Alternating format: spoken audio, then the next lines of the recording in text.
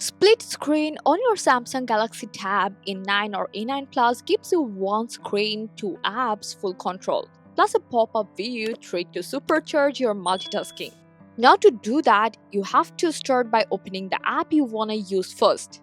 Now go to Home, tap the Overview button to see your recent apps.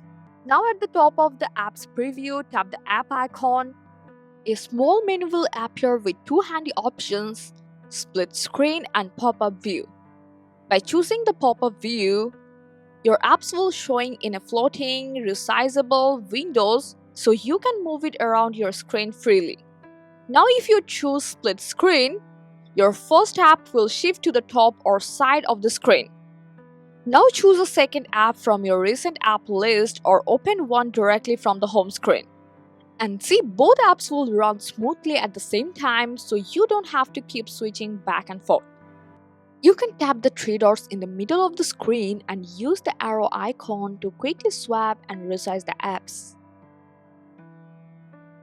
But if you want to go back to using just one app, simply swipe the divider all the way to one side, the other app will close and the one you keep will go full screen.